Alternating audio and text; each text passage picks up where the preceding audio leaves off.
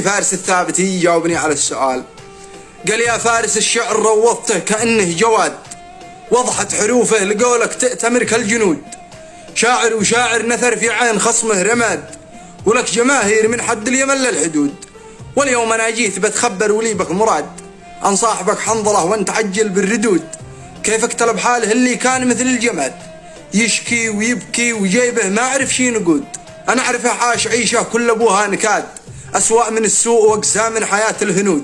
بين البقر والغنم ساعي بشربه وزاد، ومعظم الوقت يمسي في جروف الحيود. واليوم بالخير ينعم بعد ذاك الجهاد، لحية وشارب وله وجنات مثل الورود، والشعر للكتف مثل الليل كله سواد. كيوت ما شفت مثله لا ورب الوجود. أنا اشتي أحوال ما تظل لي جماد، ما أنا حسد لا ولا شاني ولا أنا حقود. يا فارس ابسر لي الخلطة وكف العناد، تعبت طارد ورا الراحة وخارج جهود، تعبت طارد ورا الراحة.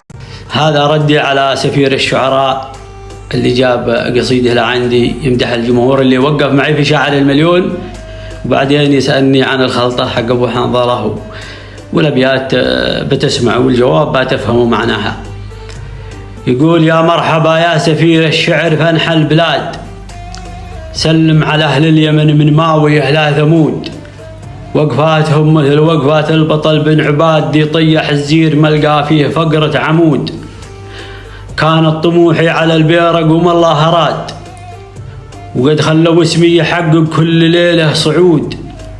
وانته سؤالك ملقم فيه خلطة سماد، صديقنا نحشمه لو هو مرقع جلود. تخصصي شعر ما ناشي مكافح فساد، يا اصحابنا سمكم الاثنين لا هم سدود. الاب لا قال شي لابنه قلبها عناد، عاد اكتب الثابتي ينصح له انسان عود. وحنظله منكم غصبا فسل والنجاد، بعطيك رقمه وبايعطيك بعض الردود. انا بلادي سبا من حيث حلت مراد، تصالحوا بينكم ولا انفقوا يا زيود.